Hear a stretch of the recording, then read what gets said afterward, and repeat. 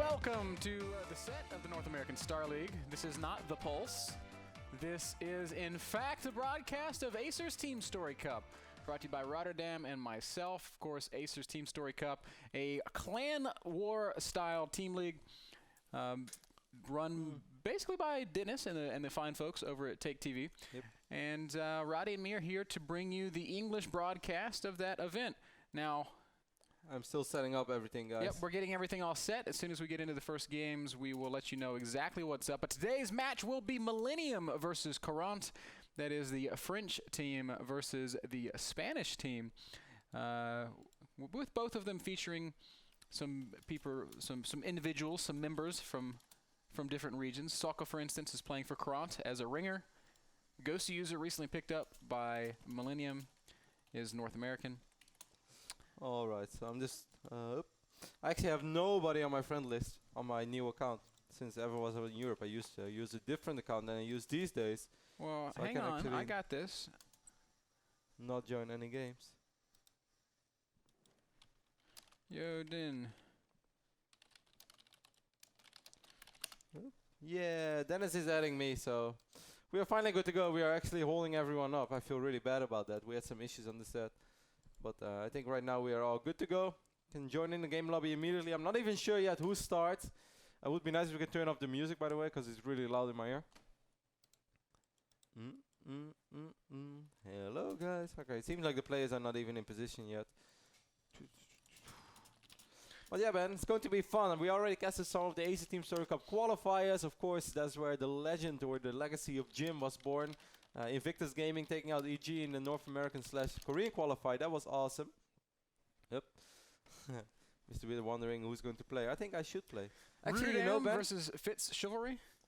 You know what made me mad? This morning I checked like all the players on both teams. Then I checked Root and they didn't even list me. Guys, I will play. Eventually I will play.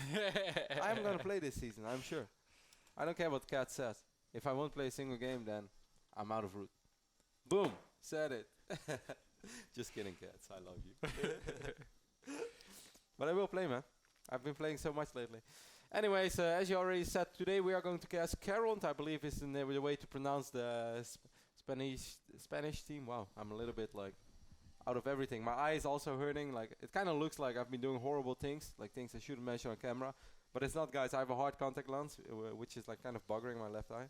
Buggering. Bothering. Oh, I thought you said buggering. No, I said bothering. And I also you had the Roddy close up. You can show everybody your your buggered eye. That's a horrible close up for me. I don't know. Look, it's the Roddy pose. Looks pretty red, I think. But we'll be fine. So I think both players are just figuring out who they are going to send first. Let's take a look at Wikipedia to see if that's already announced. From Courant, I believe it is. Courant is the way that you have to pronounce that team. Could be Lustron, could be Vortex, as you mentioned as well. Zocca is a winger for them, so I think that's super fun. They also have VPro, the Swedish Protoss player, and last but not least, they have a former Warcraft 3 player who was definitely quite well known in the Warcraft 3 scene. I think a little less unknown in the Starcraft 2 scene. His name is LOL versus XD. That's or XD. That's a fantastic nickname. I played against him quite a few times in StarCraft 2 as well, but I was in Wings of Liberty. He used to be a Zerg player. If he didn't switch races, he still is a Zerg player. But it's been a while since I saw anything of him. Needless to say, the Spanish Armada are the key strengths of this team. And Millennium is just an overall very strong team, as we already mentioned. Ghost User being on the squad. Of course, they have 4GG as well. They have Feast. And even Johan Merlo, also known as Totis, might be ringing for them. That's right. So it would be really fun to cast them.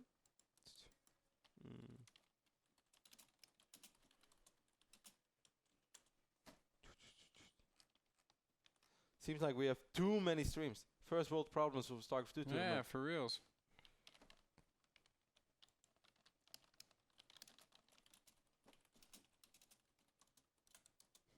Alright, so we're just going to take a leap of faith. Ben is going to leave the game as we had too many casters in the game. Man, all those casters. First, man, they take all the fame, then they take up all the slots in the games. There's just no more room for pro gaming. I know, man. Take a look at a couple of the guys I did not mention yet from Millennium. Of course, they still have Dystar as well. And I should definitely give a shout out to Daishi, I believe that's the way you pronounce his nickname. I'm not that good with French nicknames. But Daishi had a really strong showing in the qualifier. Actually, all killed one of the teams as well. French Terran player, of course. This is kind of like rise of the patch Terrans. Just kidding, guys. But he's been doing really well. He's a good player as well. He's been around for quite a while. They also have Kleenex and Metalisk. I do not think that we're going to see either of those two. What I think we are going to see today from Millennium is definitely Ghost User, 4GG, Daishi as well. Is this actually our first day of competitive play? Is that what's going on? Yeah, no, there has been one clan war yesterday between Mousesports and Quantic, or also known as Mana versus Hion. That's right, because both players were revived twice. Yes. Pretty cool rules here in the TeamStory Cup. Yes. We can definitely talk about that. Feast has joined the lobby, so that gives me a feeling that Feast is going to perhaps start for Millennium or Ado. Just gonna greet Feast. But yes, yesterday there was already one clan war play between between Mousesports and Quantic Gaming. It was really interesting because Mana basically all killed Quantic, even though he got revived once after he lost to Hion, but he already beat Hion before as well. It is really fun. It is fun to follow, and I really look forward to following this online team league. And Ben and me will definitely be casting quite some clan wars down the road, since it's been a while since we have been casting, and it's about time, isn't it, man? It is, man. It's been way too long. We did get to cast some of the qualifying action. We got to see the legendary play of Chinese Invictus Gaming player Jim, who is, I don't know, Chinese Elfie Taya? Mix between Elfie and Bishu. Yeah, a little bit. So basically making him the greatest Protoss player in all of Asia.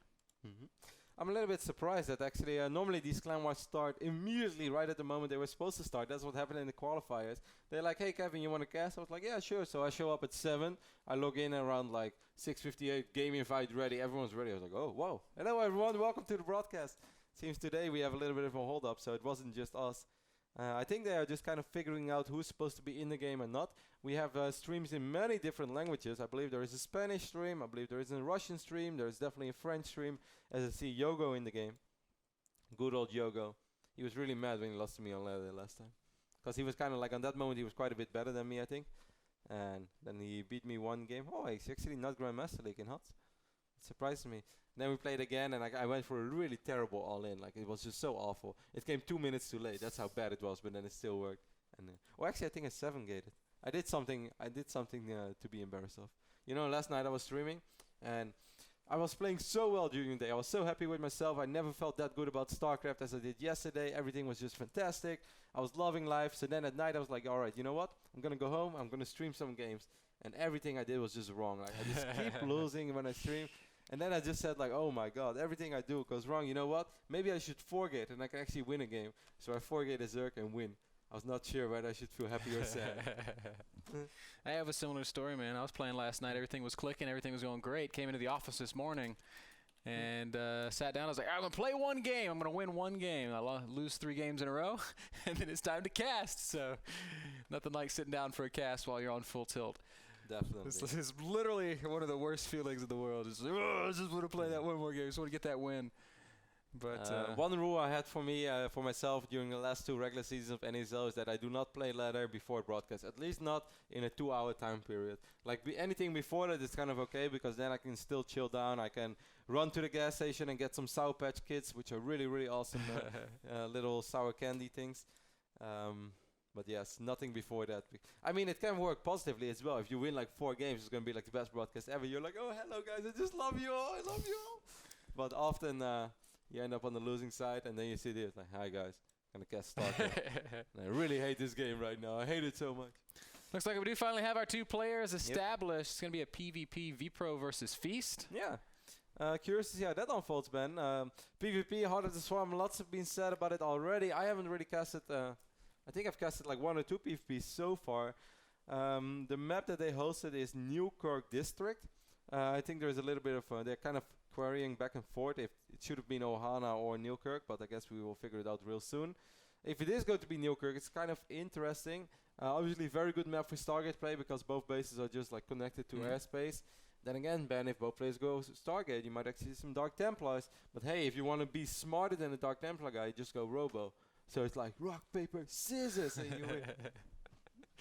We'll see what happens. The map pool for this tournament: Daybreak, Ohana, Cloud Kingdom, Belshir Vestige, Akalon Waste, Neoplanet S, Newkirk Precinct, Star Station, and Whirlwind. Best of 9 is our format for the Clan War. So the first team to get 5 points wins. Either player, or excuse me, either team can revive any player at any time in the tournament. So for instance, if Feast loses this game and Millennium decides that they want Feast to play again, they can revive him and bring him back. That's what we saw happening yesterday in Quantic versus Mouse Sports. And that's what you guys will see happen very often in the future when Root plays. If Rotti loses, which is very unlikely, they will most likely revive me again. It's gonna happen, Ben. I will play. You know, like last night when I was streaming for quite some people, I thought about telling everyone to like tweet at cats, but I was not gonna do it yet. I will do it eventually. If I feel that I'm really ready, if I'm winning all my games, because last night I was just losing. Alright, seems like we're gonna rehost the game and it's going to be played on Ohana instead. I'm a little bit sad to see Ohana in this map pool actually. I kind of feel that we are past Ohana. You know, as much as I love the map, I have to agree with you. It has run its course. One of the more popular Wings of Liberty maps, certainly near the end of Wings. And I suppose it does make sense that it's sticking around for a little bit, but I would really like to see these European and North American organizers follow the Korean leagues and just say, hey, I'm going to use the maps that you're using. Because I feel that often is the case anyways, but by the time we start using their maps, they're already getting new ones again. But who knows? Maybe with some of the rumors coming out of Korea with all this Blizzard talk, maybe we'll be playing on a unified map pool in the next couple of months. That would be cool. I really like the addition. I really like our current map pool though. There are 1 or 2 maps I don't feel too happy with, but in general, it's one of the most exciting map pools I've played on a long time. And even though like I am really not that good at Neoplanet S, I really think it's badass to play on that map. Because normally you watch Pro League and you see like all the best players in the world play on it. You're like, I wonder. And then normally by the time that you actually start playing it, because after all, like let's be honest, we all play mostly ladder. Every now and then it's fun to play some custom games on map that you're unfamiliar with, but it's so much easier to just hit that search button. So now it's so cool that actually the games you watch are in the same maps as the games you play. Gotta say, man, I find Neoplanet S, I like the map a lot, but I also find it really hard to play on because... You find it hard to play on. Yeah. Have you ever played Pro Tools and did you ever try to go up to 3 bases, man? The bases are all so far away, man. So it's like every time you try to expand outside of your naturals, you're taking this big risk. Try playing ZVT on that map against speed medevacs. Guy drops your third base, then he drops your natural, then he drops your main. It takes you forever to get to any of those places, and he goes really freaking fast because he's in a speed medevac. How many units do you have, and how many units do I have? I take 3 bases by the time my main is mined out. That's when I feel safe. Just kidding, guys. It's not that bad. I'm actually doing really well. No, really well is maybe slightly exaggerated, but I'm starting to do better and better. Todd is making fun of your haircut. He says you're a Caldor wannabe. This might actually be the first time a lot of people see your new hat. Yeah, sporting a new do. Decided to. It's summertime's here, man. I wanted to cool off my noggin. So I what you guys don't know is that the day that Ben did it, I said, "Shall I do it too?" And I flipped a coin. And I would have honored the flip. You know I honored the flip. You would have regretted it the next day. You think so? I flipped a coin whether I should shave my head or not, but I won/lost. Let's make a bet right now. Yes. You pick a team, and if they lose, you have to shave your head. Yeah, but why would I want to do it all the time? It was kind of like because the viewers want that. The viewers don't want that. They do. No. Let's see what chat says. The viewers don't want that. If chat wants Rade to take a chance here, would you be up for it? It's actually kind of a hard clan war to predict, but yeah. I don't know. I would not be too afraid of. I know that some people think that like my hair is like the most important thing in the world. I actually really don't care too much about it. We want it. Yes, No, we no. want it. We do. Yes. Some people say no, but a lot of people saying go for it. So before the game gets underway, what do you think? You down? You're gonna pick a winner, and if you get it wrong, you're gonna shave your head. Yeah, but like you can basically repeat this every single time. What? Like, We whenever there is don't something have to in life. repeat it every single time. This is the only time that has ever happened. So you think I won't do it? That's not what I'm saying. I'm giving you an opportunity to roll the dice, take a chance. Yeah, but why? There is like no reason for me to do this right now. Well, if you get it right, then I'll give you. All right. So since everyone thinks, okay, I will predict that Millennium is going to win this clan war. If not, I'll shave my head. So if Millennium loses, you're really gonna shave your head. Yes. Oh damn. All right, let's jump This into just game, got guys. real. You're gonna bet against the Moreno brothers? Yeah, Millennium has a really solid lineup, man, and they have your own Merlo. I think in the end of the day, if everything goes wrong, Johan will be there to save me, as he always did. All right, so Roddy is gonna Roddy's gonna go for it. Well, imagine we would be the first ball. Some guy in chat just says, "Don't do it. Bitter already had no hair." That is true. It was a trick question. But my hair grows really quite quick. You know, guys, in the past, I used to shave my hair. My brother always motivated me to shave my hair. But, like, there was a difference between me and my brother. The thing is, my brother is kind of like a Caldor, but then even bigger, and he's, like, super muscular. So when he shaves his hair, it looks kind of cool. And I was always, like, kind of like the chubby kid. So when I shaved my hair, it didn't look all that cool. Anyways, man, focusing on the game here. You've been beasting in the gym, Kev. I dare say, I think Roddy with a shaved head would probably... Do you know who... dang it, what's that guy's name? Now I don't know who it is. Darn. We'll have to come back to this joke later. Because Let's do it later, man. Let's introduce everyone who just tuned in to this clan war. It's going to be between Millennium and Chiron T. Ben, I'm excited. It's been a while since we certainly casted the Spanish Armada. Of course, Lucifer and Vortex, we will see them later on. But for now, it's going to be Feast spawning in the right bottom side of Ohana against VPro, and I'm going to keep a close eye on the openings because I'm very curious to see how these boys will open in PvP. Stone Cold Steve Austin is who I was thinking of. Do you know who Stone Cold Steve Austin is? No, but he sounds like a badass. Oh, he's a total badass. Stone Cold Steve Austin. Ben, we are like 3 minutes in this broadcast. I'm just saying, like, if you were to shave your head, I think you'd be indistinguishable from this guy. No. Maybe in a month or 4. If I skip out on all the Pazuki and all the good things in life and only go to the gym. But actually, Ben, I'm craving 5 Guys today. Is it a 5 Guys day? It is 5 Guys day. All right. Tell you what. So since you already put, if Millennium win or if Millennium loses, you said you're going to shave your head. If Courant loses, I'll buy you lunch at 5 Guys. Cool. I like that deal. All right, guys. Focusing on the openings right now, we see quick Mothership core over here for Feast. Feast did make a Zealot as well. The Zealot is already out. So he's actually stopping his work production just for a little bit. That's a really quick Mothership core. I can only imagine that he's going to try to achieve something with it. As you guys can see, stopping pro production while you only have 14 on your mineral line is definitely a choice that you have to think about. And he did, and he likes his opening. Yep. So that Mothership core already making its way across the map.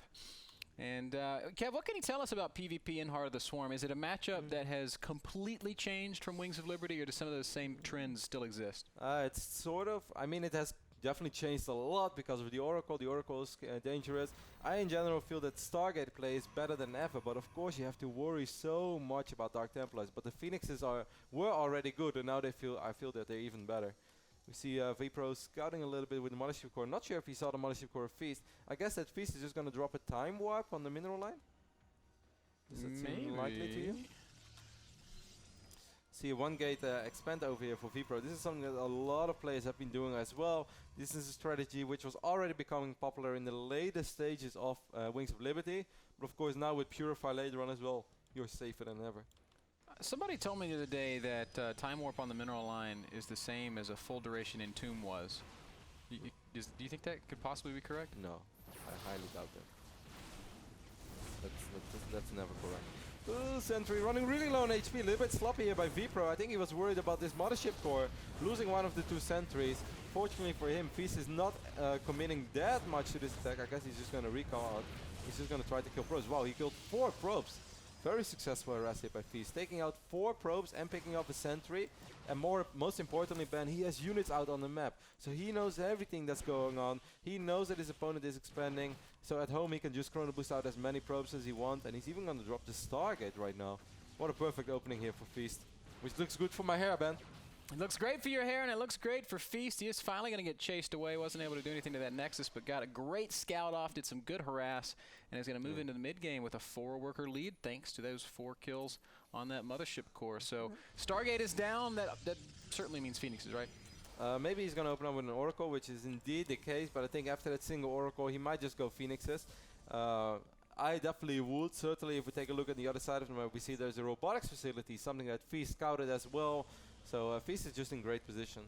One key thing, guys, for all the PvP players at home or at home out there, if you play PvP these days and you're not sure yet how your opponent opened, please, for the sake of your probes, always put at least 1 Stalker in your mineral line. Because those Oracles, if they have free reign, before you know it, man, you lose 15, 16 probes.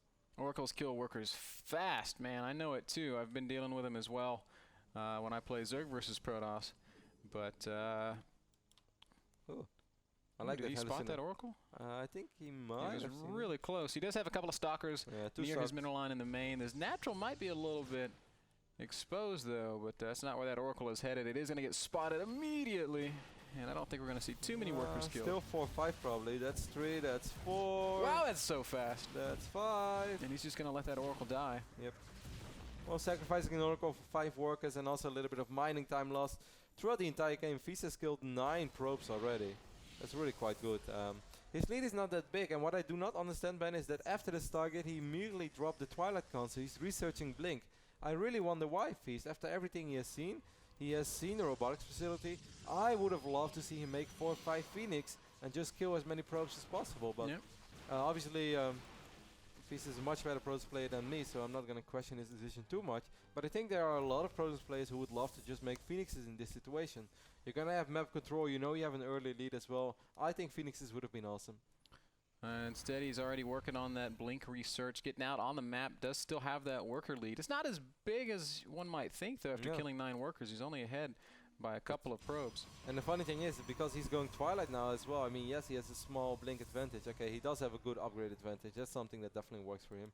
And he's already working on +2 while his opponent just barely started +1. Wow, is that a 3rd base? Holy cow. Very fast 3rd going down for Feast, investing in that Nexus in hopes of, I guess, securing that economic lead, and VPro did not see it. Although is that VPro's probe? I can't tell. No, that's Feast's probe. Which probe are you looking at? The one coming down the left side of the map here. It's Feast's probe. Okay. Well, I can't see colors, man. I'm not in the game. I'm watching the game on a screen the size of my hand. We see Charge being researched now for VPro. 4 more gates being added for Feast. So it seems like Feast wants to get really funky. As soon as +2 is ready, I can only imagine. Unless he wants to hit an anti-timing. 52 workers right now against 51. The Templar Archives is going down for VPro now as well. Maybe I should say VPro, Ben. Don't you think VPro? It could be. Sounds a lot more accurate. We should ask him. He's going to go up to 3 bases too, without even scouting that 3rd base of Feast. Feast is perhaps going to look funky. Perhaps he's going to try to go for the lockdown, try to trap this army into the main base. I think VPro is sort of aware of what's going on, so he has to be really careful with how he wants to split up his units. This is something we've seen a lot in the past. Here comes the Blink. Oh, blinking right up into the Immortal, though, and immediately recalls out, losing 2 Stalkers. That was actually pretty great for VPro. I think what Feast wants to do is just see where the army is. Hopefully the army would just react to that Blink, and then he would be able to force field it out. But that wasn't the case, so he was going to have to recall out immediately. I mean, it was nice use of recall, but still not the most effective little move he ever. definitely wanted to do some damage there, and he didn't get to do so. So, I mean, it's funny how, like, Feast, out of all the Protoss players in Europe, if there was anyone in Europe known for Blink Stalkers in Wings of Liberty, it had to be Feast. Yes. Like, in every single scenario, on every map, everyone would be like, Daybreak really sucks for Blink Stalkers. Every matchup. Well, not Feast. Feast would always go Blink. And now in this scenario, where I really felt if he would have just started making Phoenixes, he would have been in such good shape. But I guess it's just one of the things, man. I think he just feels so much more comfortable with Blink Stalkers than he does with anything else, that it's just standard for him to fall back to Blink Stalkers. He is a phenomenal Blink player, though. He's still working on a small lead. He's at a faster 3rd base, ever so slightly ahead in the workers. But honestly, at this point, this is a very even game, Kev. 116 supply to 121. Upgrades are still going to favor Feast, but only for a little while. And VPro's going to move out. There are 4 Archons in that mix, and that's really going to help out a lot against those 13 charge slots that Feast has in his army. Pretty smart move, but I still do not think that this is a phase of the game where you want to attack. By the time that you cross the map, your opponent's going to have 1, maybe 2 more warp-in cycles, and it's really, really hard to make something happen. Despite the fact that Feast still has superior upgrades, I do not think that this is a situation where VPro wants to get very funky. I think if he's going to be too aggressive, he's going to end up losing a lot of units. We also see Feast getting a pylon ready on the right side of the map there. That'll no doubt be for just a couple of zealots whenever the fighting does actually start, and that'll do crippling damage. As we can see, that's a completely exposed 3rd expansion for VPro. 150 supply for either player. So close. Army supply is like super, super close. So obviously both players are going to need a good engagement. one or two more Archons being morphed in right now. Man, this is such a weird like kind of PvP fight, but there's no way he could fight in range of Purify. There's absolutely no way.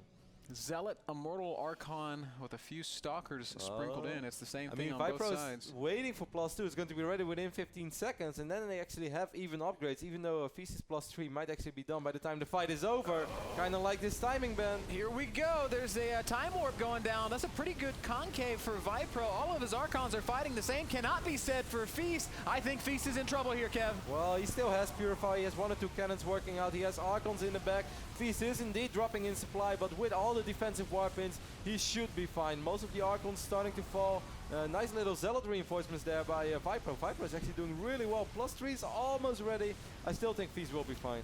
That upgrade still not quite done. A great timing for VPro. Finally, Feast starts to push back, and that Purify did prove to be... Ooh, did he lose the Mothership Core? Yes, he did. So that means that as soon as Purify is out, fortunately for Feast, it lasts so incredibly wrong. He's going to really have to micro his Stalkers now as well.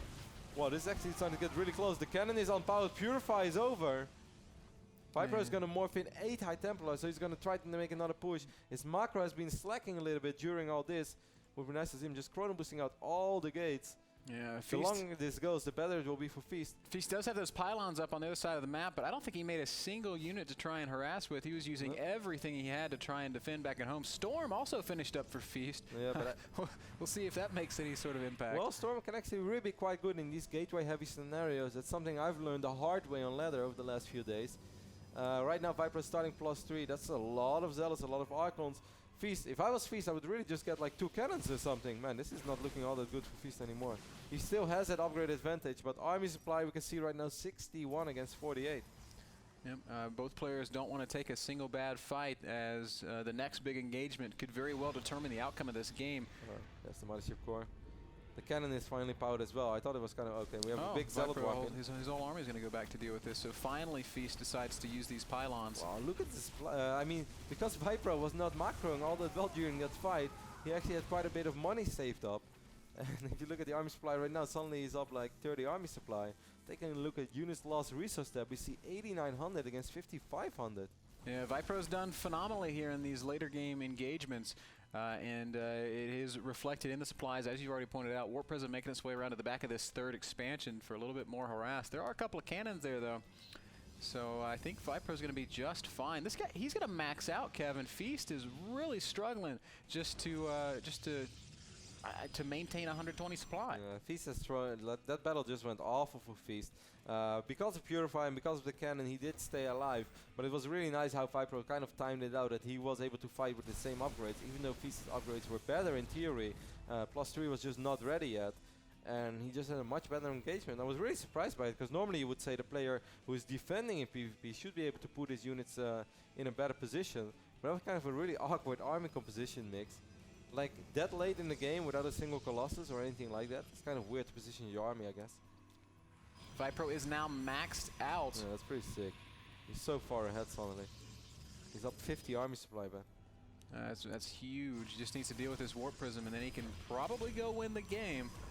Feast is getting a little bit of decent harass here. A couple of Zealots finally showing up to shut it down, and VPro's not moving just yet. What do you think he's waiting for? I mean, obviously he doesn't have the vision that we have. He doesn't know how much damage he really did. It looked kind of even after that fight. So it's always easy to say when you're just observing this game, like, come on, man, you're 50 supply up, go, go. I don't think he's that sure about how far he is ahead. We see Feast is now slowly but steady transitioning into Colossus. VPro is trying to do the same thing, as he's adding another Robo. And he's getting a Robo Bay as well. And the Dark Strike. Double Warp Prism harass coming here out of Feast. He's really trying to pour on some pressure. Storm drop on the natural mineral line, and a lot of probes are going to go down. That's a nice play by Feast. Those are the kind of things he's going to need to do to bring it back. But he did lose his 4th base. Yeah, and the worst thing is he still has to worry about his army as well. Because, I mean, killing probes is nice right now. But at the end of the day, that just makes VPro's army bigger. As it's 135 army supply. Huge army here that Feast has to contend with. A Stalker going to be warped in over here. That's actually really annoying. It's pretty cute. It's going to deny some mining here. It'll just back up, be put on. No, it's going to get back into the Warp Prism and get out of there. He's going to try to do the same thing once more. 34 Zealots against 20 Zealots. There is one Colossus for Feast, but it would be really nice for Feast if he had one more Purify, 1, 2 cannons could definitely work out. Well, here we go again. Purify activated. Time Warp as well. And a huge clash. Archons, oh wow, Zealots swinging around the bottom. This is going to be a crushing victory for VPro. That was not even close. I thought maybe with Feast positioning that... Beautiful attack here by VPro as well. Did you see how everything lined up? Zealots in front, Archons after that, and the Immortals behind that. The Time Warp from Feast sort of helped out a little bit, but really nice army movement. GG is called. And VPro takes the first game in this clan war. That over was Feast. very well done by VPro. Feast looked like he was in good shape for a very long time. The start was great. I really still don't get why he didn't make some Phoenixes. I think with 4 or 5 Phoenixes, he would have had a great scout off. He would have contained his opponent. He would have had a vision of everything, and he would have guaranteed 5, 6, 7 probe kills against the Robo opening. I really think with the opening that Feast had, it was completely safe for him to make Phoenixes, and I kind of wonder why he didn't. Ultimately, it ends up kind of biting him in the butt as VPro brings it back, brings in the first win for Courant, and that does mean that he'll be up against Millennium's next challenger. This is an all-kill format, guys. Best of 9, first team to 5 will be the winner. What do you think we're going to see? I think we might see 4GG. Oh, I completely forgot about 4GG. He is so good. Actually, it's kind of funny how good 4GG is, and everyone agrees on the fact how good he is. But still, in big tournaments, he often gets unlucky. Like recently, he went to the EStat Masters, went 3-2 in his group, but did not advance, while he was one of the overwhelming favorites to actually take it all home. Yeah. Anyway, guys, we're going to take a really quick commercial break, and after that, we'll be right back with game number 2 between Courant and Millennium. And hopefully, I'll still have hair at the end of the day.